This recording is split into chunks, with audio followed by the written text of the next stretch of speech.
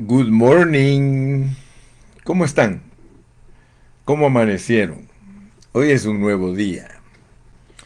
¿Dispuestos? ¿Listos? Conéctate. Conéctate porque tenemos que seguir estudiando. Recuerdo siempre a la tía Dalmita, la tía de mi esposa. Ella decía, cuando estaba joven, decía, así se pasa el tiempo, que se pase estudiando. Y fíjese que la mayoría de personas no les gusta estudiar. Casi el 90% de las personas no le gusta estudiar. Por eso muy pocos son profesionales, muy pocos son locos, porque el conocimiento, las muchas letras, lo hacen a uno loco. Pero como vimos ayer, hay dos clases de locuras. La locura que es del mundo y la locura que es de Dios. Por lo tanto, esas locuras son sabiduría, así dice la Biblia. Ya vio que ayer lo estuvimos mencionando, lo estuvimos hablando. ¿Qué locura quieres tú? ¿La locura que salva? La locura que salva es el Evangelio. El Evangelio es locura, pero salva. Y vimos que es la locura de Dios, lo loco de Dios, lo insensato de Dios. Bueno, yo espero que todos estemos aprovechando bien el tiempo. Quiero terminar hoy el tema número 36, que es el poder. El atributo número 36, que es el poder, lo voy a tratar de terminar hoy, pero hoy vamos a remachar, decía yo cuando estábamos jóvenes. Cuando estudiábamos, nos levantábamos muy temprano con mis compañeros de carrera a estudiar y decíamos, aquí estamos remachando, apelmazando, compactando. Entonces, el estudio es para eso, para que nosotros podamos estar constituidos. Pablo habla de que debe de abundar en nosotros la palabra, pero con ciencia, con entendimiento. De nada sirve saber de memoria versículos si nosotros no sabemos qué quieren decir, qué significan. Entonces, para terminar hoy, este es el tercer mensaje sobre el poder. Pero me gustaría aclarar ciertas cosas para que usted esté bien conocedor. Yo quiero bendecirlo. Yo quiero que así como Dios me ha bendecido a mí con su palabra y me ha constituido con su palabra, tú también estés constituido, estés constituida, porque esto es para hermanos y para hermanas. Cuando hablamos del poder de Dios, tú te diste cuenta que ayer dijimos que el poder tiene cuatro aspectos y que el primer aspecto tiene 8 subpuntos. El primer aspecto del poder, porque el primer aspecto del poder tiene que ver con la crucifixión y con la resurrección. Ese es el primer aspecto del atributo poder. Y esa crucifixión tenemos que entenderla bien, bien, porque las cosas de Dios son posicionales y también disposicionales. Escúchame bien, por favor, porque no ha sido fácil que a mí me entiendan muchos cristianos. Y de hecho, esa es mi experiencia durante todos estos últimos 30 años. Me ha tocado enseñar la palabra en una forma profunda y por eso algunos al principio me rechazan. Yo he sido rechazado al principio cuando llego a un lugar o cuando enseño a cristianos tal vez por primera, segunda, tercera vez, soy rechazado. O sea que eso ya es mi experiencia. Rechazado por pastores y rechazado por muchos hermanos. Y eso es bueno, porque cuando alguien te rechaza, significa que llevas algo de mucho valor. Nadie puede ser rechazado por no tener nada. Si yo no hablara, si yo estuviese callado, yo no tengo ni un problema. Me recuerdo de mi madre, decía, mi hijo, usted encuentra oposición porque usted está haciendo algo. El que no hace nada no tiene oposición. Si tú no tienes oposición, discúlpame, pero tú no estás en nada. Pero si tienes oposición, dale gracias a Dios. El Señor Jesucristo fue el que más oposición tuvo de todos los que creían saber. Lo mismo le pasó al apóstol Pablo, a los 12 apóstoles, todos ellos fueron rechazados. Así que el rechazo es algo que nos debe de bendecir. Créeme sinceramente, con el tiempo uno aprende que al ser rechazado es bendecido. Y es que eso no lo entienden muchos. Que cuando uno es vituperado, rechazado, criticado, es cuando Dios lo bendice más. Entonces quiero que por favor te des cuenta que las cosas concernientes a nuestra salvación como cristianos tienen una forma que es posicional y otra forma que es disposicional. Todo lo posicional lo único que hace es cambiarnos de posición. Nosotros, para poder explicar que fuimos cambiados de posición, tenemos que explicar que fuimos trasladados de un lugar a otro. Entonces mira cómo se inician las cosas con nosotros los cristianos. Cuando uno cree, cuando tú viniste a Cristo, cuando creíste en Cristo, Dios te cambió de posición, te sacó del reino de las tinieblas, solo te sacó del reino de las tinieblas y te puso en el reino de la luz. Eso lo hizo Dios. Dios te hizo un traslado. Ese traslado te cambió de posición.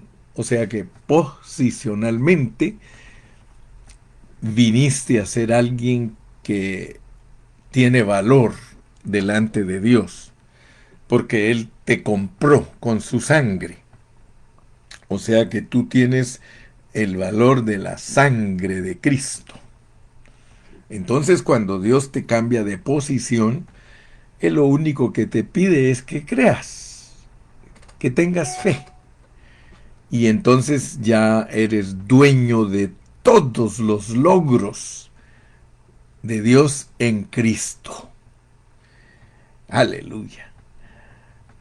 Pero una vez Dios te cambió de posición, Él quiere que tú tengas disposición.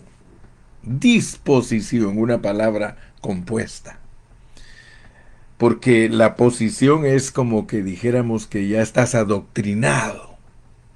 Ya adquiriste un conocimiento de que por tener fe eres el dueño de todo lo que Cristo ha logrado. Pero esa fe te tiene que hacer accionar, te tiene que hacer una persona dispuesta. Y eso es lo que más le cuesta al cristiano. Al cristiano lo que más le cuesta es disponerse. Tener fe, Dios te la da. La Biblia dice que la fe fue dada. O sea que no hiciste nada para creer. Eso Dios te lo regaló. Dice Judas que es una fe dada a los santos. Entonces, quiero que veas la diferencia entre la posición y la disposición, porque en la posición te lo dan todo. No tuviste que hacer nada para que cambiaran tu posición del reino de las tinieblas al reino de la luz. Y eso creo que ya lo estás entendiendo con mucha claridad, de que todo lo de Dios es Él el que lo da, Él lo produce y Él lo da. Ya te he explicado que Él te creó, Él te corrompió y Él te restauró. O sea que Dios toma toda su responsabilidad sobre ti como un cristiano. Y por eso es que Él en la cruz destruye a Satanás, juzga al mundo, trata con el pecado, crucifica al viejo hombre, crucifica la carne, crucifica la vida natural y crucifica la vieja creación y anula las ordenanzas. Todo el paquetón te lo regala Dios. Por eso es que la salvación es una dádiva. No tienes que hacer nada. Lo único que tienes que hacer es ser pecador para poder calificar, porque si no, no calificas.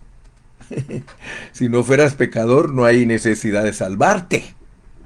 Entonces Dios es el que toma toda la responsabilidad. Y eso debes reconocerlo, porque ese es un plan, ese es un propósito, el cual se diseñó en los lugares celestiales.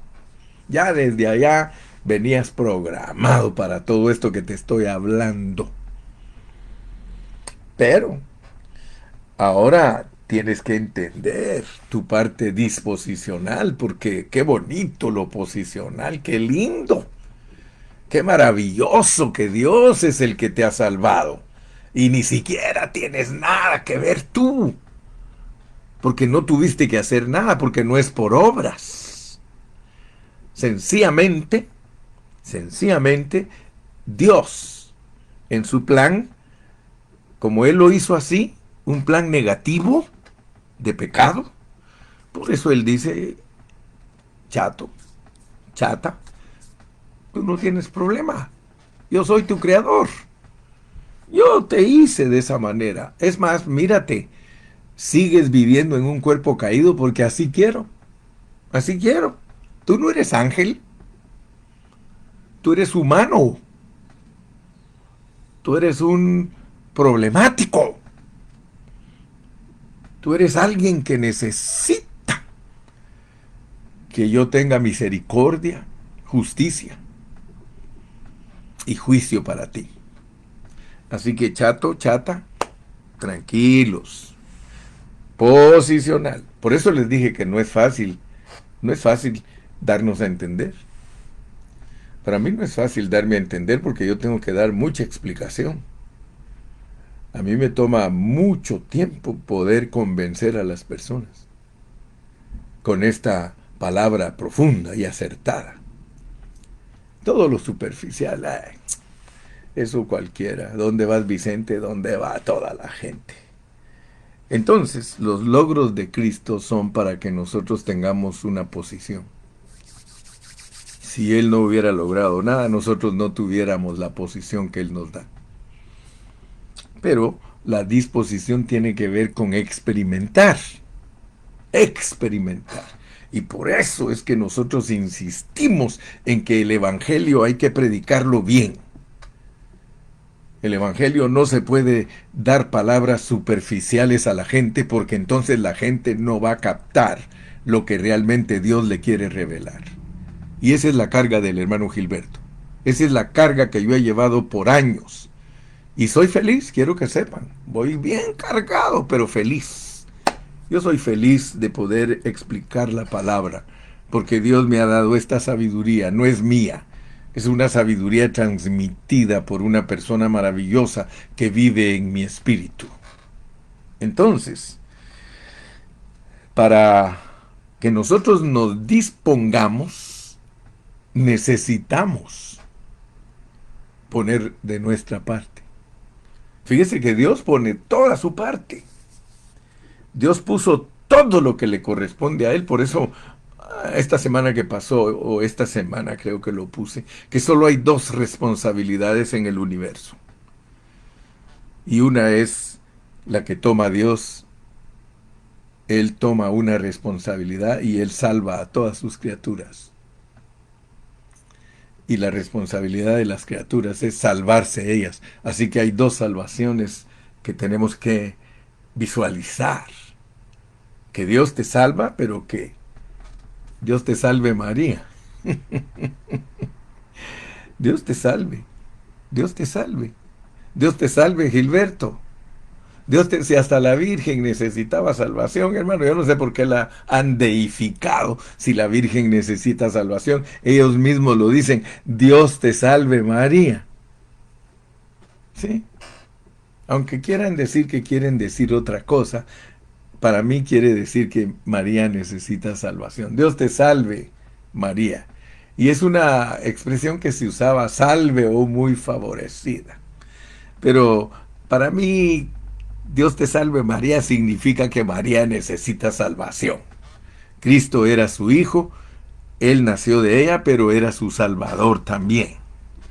Entonces no se puede deificar a la Virgen y decir que es superior a Cristo. Cristo es Dios hecho hombre, eso sí. Y ella fue usada como un vaso útil para que Dios naciera aquí en la tierra como hombre. Y por eso estamos estudiando las 42 generaciones. Entonces lo primero que te dije fue que hay posición y hay disposición. La posición es doctrina. La disposición es experiencia. Entonces tú puedes saber doctrina y eso te ayuda mucho, mucho, mucho, dicen los de allá de Chihuahua. Dios te ayuda mucho. Dice Galo, Dios te salve Virgen de Guadalupe. Sí, ella necesita salvación.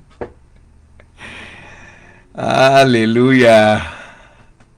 Y dice Romy, y ellos dicen, ruega por nosotros, y gracias a Dios sí oramos por sus vidas. Sí, nosotros oramos por todos los hermanos. Anoche yo me pasé una hora intercediendo, orando por todos los hermanos que se reúnen en Ontario y de todos los que me acordé que trabajan en el Ministerio Pan de Vida.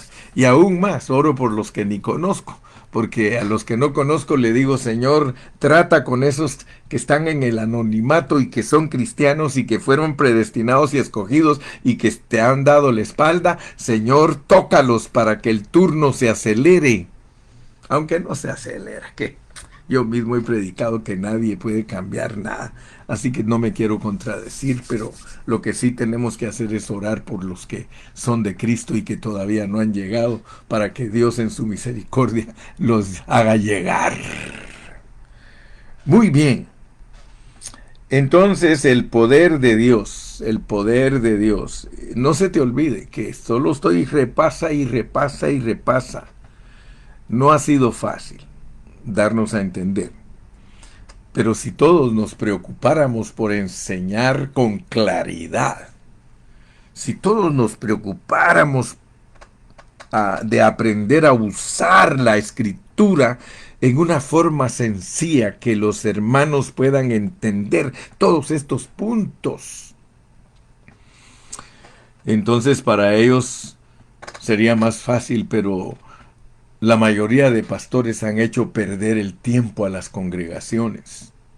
Y Dios les va a cobrar eso.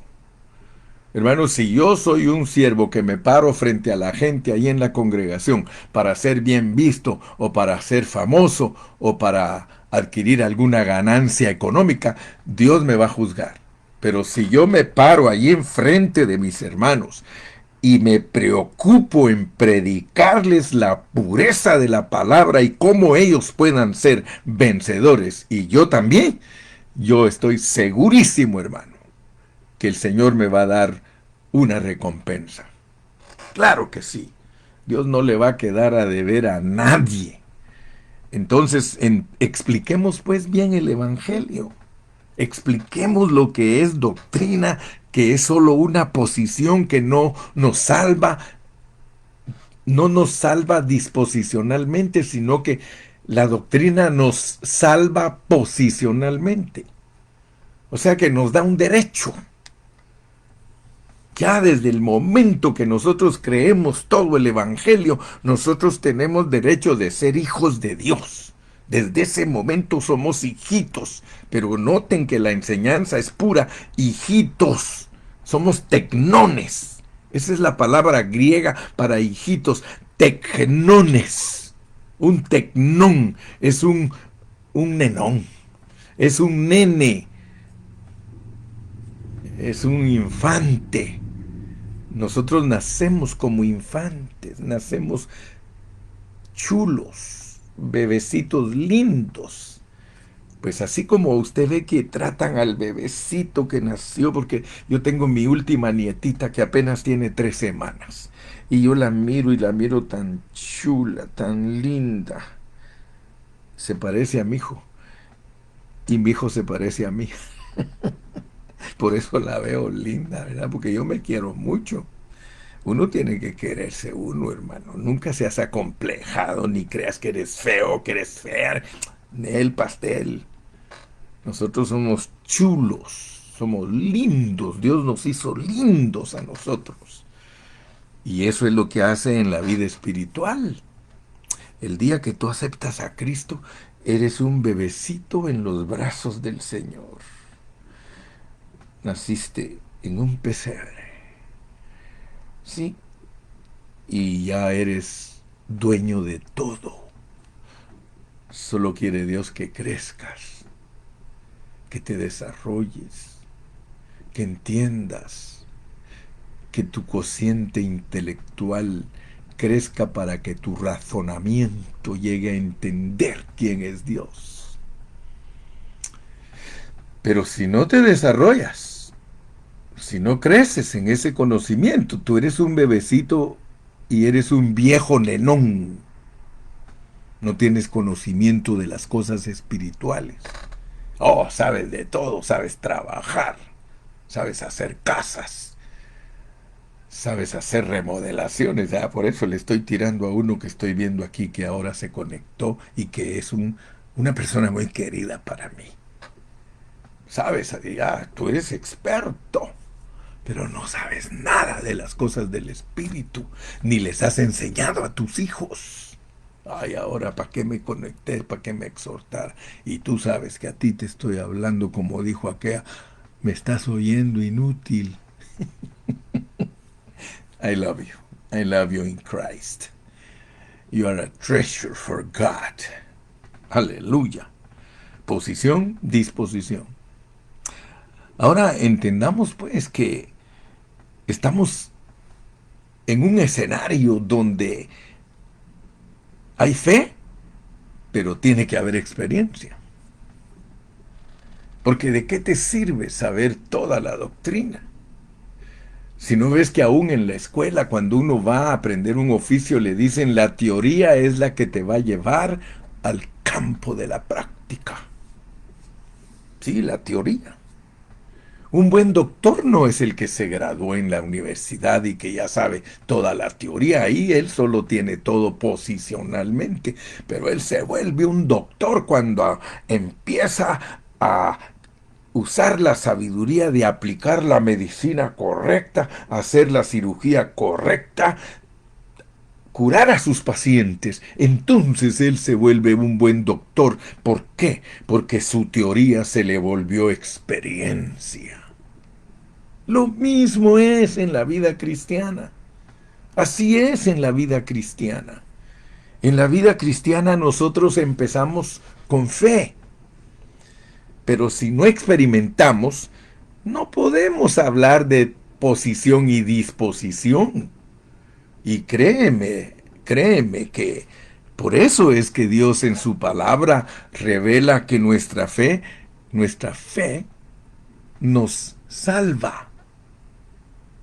Todas las personas que creen en Cristo Jesús son salvas, posicionalmente. Y aunque nunca se dispongan, son salvas. Ay, hermano Carrio, entonces, ¿cómo?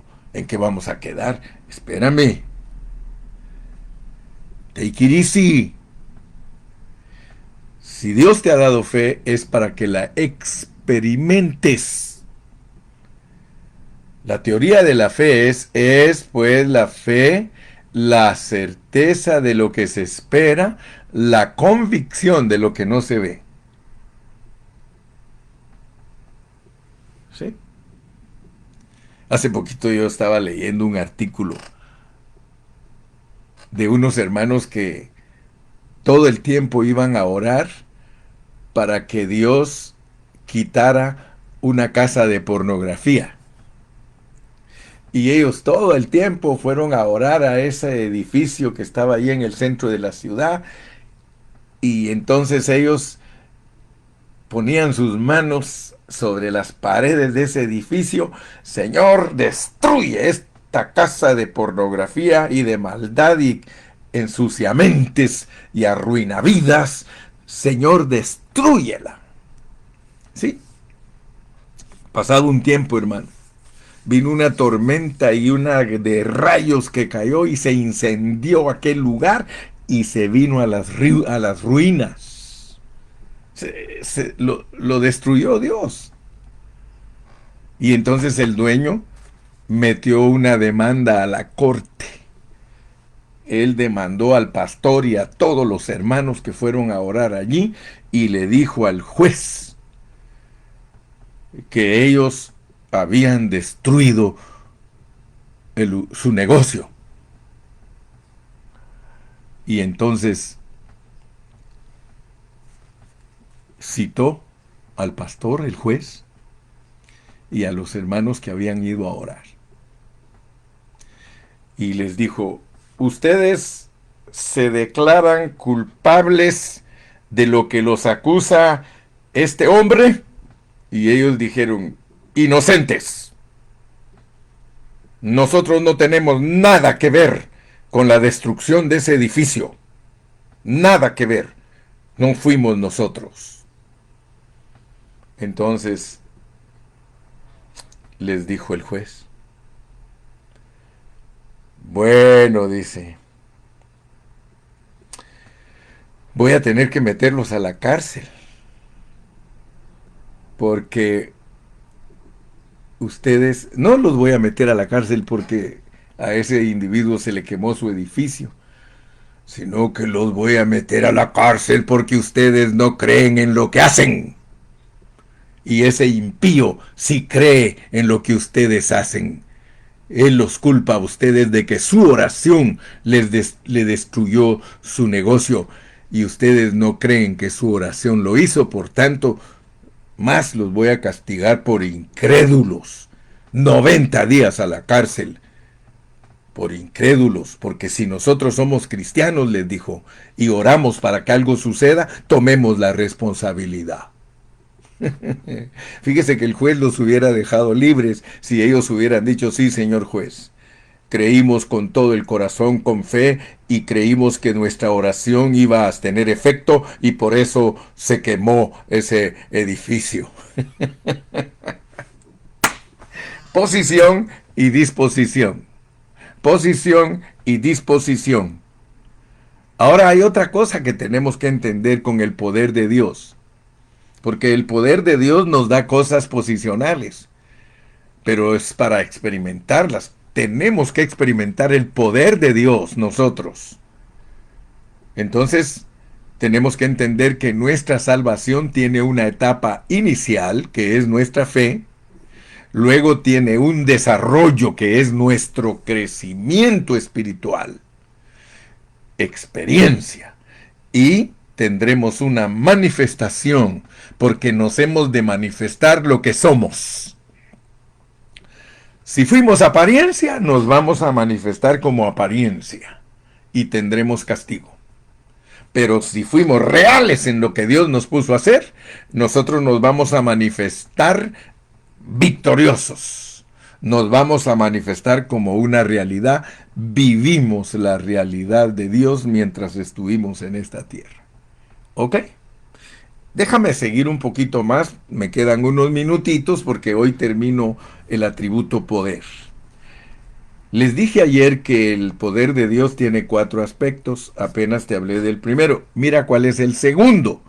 El segundo aspecto es que el gran poder de Dios operó en Cristo y por eso lo sentó a la diestra de Dios en los lugares celestiales.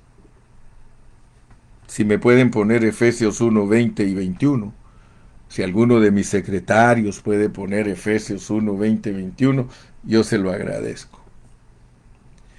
Allí nos dice, sentar a Cristo. Oigan bien, por favor, sentar a Cristo a la diestra del Padre. Hermano, eso sucedió por el supereminente poder de su fuerza. Dios le dio a Cristo un puesto de honor. Cuando nosotros entendemos que todos los logros de Cristo son para que nosotros los experimentemos, entonces vamos a entender lo que Dios nos está ofreciendo. Gracias, Andy. Dice, amados, ahora somos hijos. No es ese, mija. Efesios 1, 20. Bueno, pusiste ese, pero está bien, está bien. Sí, está bien, porque tiene que ver con lo que estamos hablando. O sea que estás usando los versículos correctos. Efesios 1, 20, 21. La cual operó en Cristo, resucitándole de los muertos y sentándole a su diestra en los lugares celestiales. Fíjate, la cual operó en Cristo. La supereminente fuerza del poder de Dios operó en Cristo.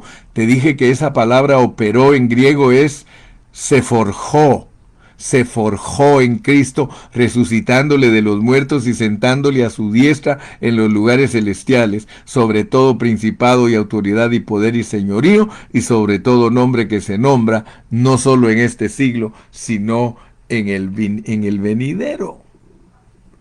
Entonces quiero, por favor, que veas que la fuerza de Dios se forjó en Cristo, y si ese logro de Cristo es para ti, se tiene que forjar Cristo también en ti. Ese es el segundo aspecto del poder, que el poder de Dios es para sentarnos a nosotros juntamente con Cristo. Dice la Biblia, el que venciere yo le daré a que se siente en mi trono. Puedes poner ese versículo, Sandy, así como pusiste el otro en donde dice que no se ha manifestado lo que hemos de ser. Gracias, porque ustedes están en los business. Gracias que están googleando ahí cuando yo estoy hablando, y les agradezco de corazón que se envuelvan conmigo. Mire que cuando las personas se conecten a nuestra página, que vea que somos cristianos estudiosos. Usted está metido en esto que estamos hablando. Vicky Manjarres, estás metida, mija, en lo que estamos hablando. Sandy, estás metida. Jonathan, están metidos. Eso es lo que Dios quiere, que todos estemos participando. Galo, estás metido. Estamos en los business del Señor. No estamos aquí para impresionar a nadie, sino que estamos aquí porque tenemos esta necesidad urgente de que nuestra posición se vuelva disposición, y que de nuestra salvación se vuelva recompensa, y que nuestra etapa inicial entienda que tendremos manifestación después del desarrollo. ¡Aleluya! El tercer aspecto del gran poder de Dios es que dice que operó en Cristo. Y en el 1.22, mira lo que dice, Efesios 1.22. Si me lo ponen por ahí, por favor. Efesios 1.22. Así vamos avanzando. Efesios 1.22. Efesios 1.22. Efesios 1.22. Efesios 1.22. Efesios 1:22. Y sometió todas las cosas bajo sus pies. Quiero que veas, porque sentar a Cristo sobre todo es una cosa, pero que todas las cosas estén sujetas a Él, esa es otra cosa. ¿Por qué? Porque la primera es trascendencia. trascendencia. Y la segunda es sujeción. Es la sujeción de todas las cosas hacia Él. Todo tiene que sujetarse a Él. Todo. ¿Te das cuenta cómo funciona esto? Qué bonito, ¿verdad? Fíjate, el primer aspecto es el poder de la cruz. El evangelio de poder porque tiene un Cristo crucificado. El Cristo crucificado es poderosísimo. Luego tiene una bendición que el Padre se le forjó, vivió la vida del Padre y eso lo hizo que lo sentaran a la par del papá o en el trono del papá. Tercero, ese poder no solamente lo hizo que se sentara, sino que le sujetaran a él todas las cosas. Entonces vimos que uno es trascendencia y el otro es sujeción. Y el cuarto aspecto del gran poder de Dios que operó en Cristo, lo puso como cabeza de todo. Aleluya. Le dio posición, lo hizo trascender, le dio a que todos se sujetaran a él, pero ahora vemos que lo puso por cabeza. Y ponerlo por cabeza es esposo. Usted sabe cómo es la doctrina del gobierno divino en un matrimonio, cabezas. Porque cuando lo ponen a uno por cabeza, es matrimonio. Tiene que ser la cobertura. Así como Dios Padre cubre a Cristo, porque Dios Padre es cabeza de Cristo, Él es el esposo y Cristo es la esposa. Cristo como cabeza es el esposo, la iglesia es la esposa.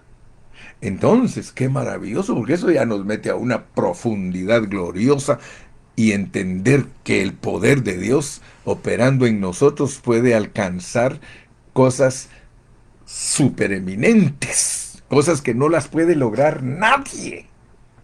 Si estuviera en el rancho, les diría, nadie puede superar a Cristo. Nadie. No lo pueden superar. Él es todo. Él está sentado en el trono. Sí, a Él se le sujetan todas las cosas y Él es la cabeza del universo. Oh, gloria a Dios, hermano. Entonces estas lecciones son preciosísimas porque en estos versículos que hemos estado leyendo, el gran poder de Dios, el cual operó en Cristo, es revelado en esos cuatro aspectos. Tiene el poder de la cruz con el poder de la resurrección. Tiene el poder de la trascendencia para sentarse a la par del, o en el trono del Padre. Y tiene el poder de que todas las cosas tienen que sujetarse a Él. Pero cuando hablamos del poder de encabezar, hermano, estamos hablando de que se tiene que hacer uno, porque cabezas son para hacerse uno. El marido se hace uno con la esposa.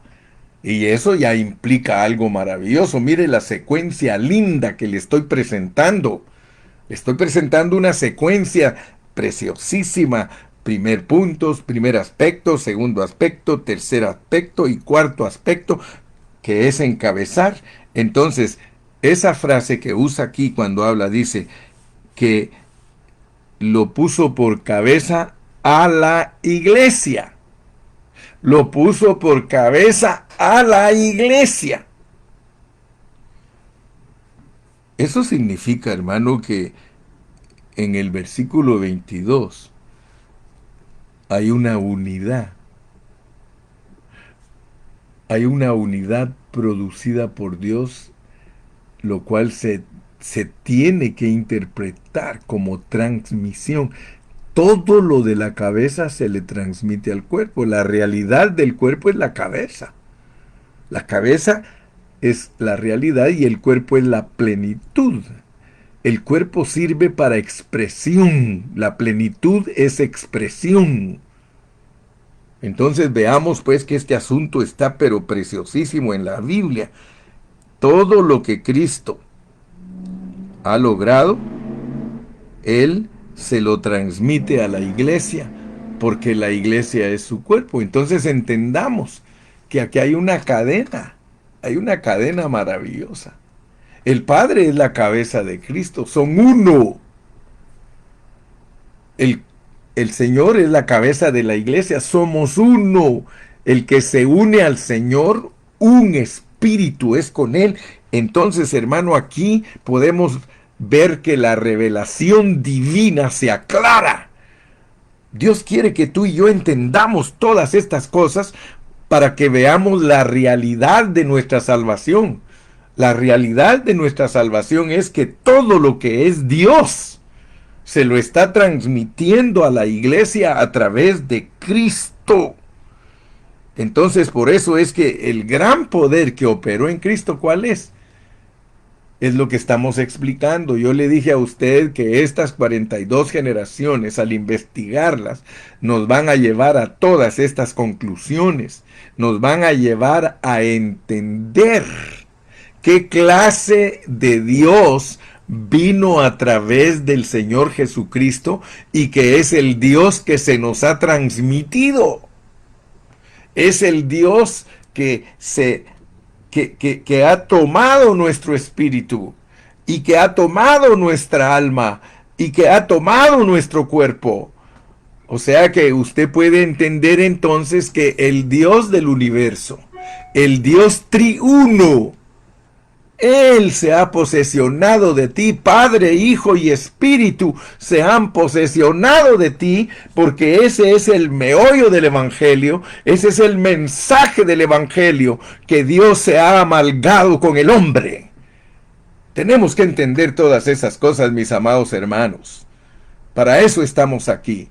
Esta es la declaración pura del Evangelio. El Evangelio no es teoría, el Evangelio es práctica, no teoría solamente. Es práctica, es vivir a Dios. Por eso es que en el Nuevo Testamento, el mensaje de Pablo en las epístolas es vivir a Cristo. Ya no vivo yo, mas vive Cristo en mí. Y lo que ahora vivo en la carne, porque todo el tiempo vamos a ser carne, lo vivo en la fe del Hijo de Dios, el cual me amó y se entregó a sí mismo por mí. ¿Para qué? Para que yo tenga hoy la bendición de tener dentro de mí al Padre y al Hijo, la transmisión gloriosa de Dios para nosotros, porque todo lo que es de Dios y todo lo que Él ha logrado y todo lo que Él es nuestro, es nuestra herencia. Somos herederos de Dios. Aleluya. Bendito sea el nombre de Jesús. Así que por hoy terminé pues el atributo número 36. En el próximo mensaje ya solo me falta el 37 y el 38 y esos están un poco cortitos. Ya solo me falta terminar con la fortaleza y con la fuerza. Fortaleza y fuerza. Fortaleza y fuerza es lo único que me falta hablarles a todos ustedes acerca de el atributo de poder. Que Dios los bendiga. Despidámonos en esta mañana. Diga adiós, diga hasta pronto. Gócese porque Dios está con nosotros. Gózate delante del Señor, porque Él es tu Rey. Gózate delante del Señor, porque Él es mi escudo. Él es mi escudo. Saludos a todos. Hasta mañana. Hasta tomorrow. Hasta mañana. Bye. Bye bye.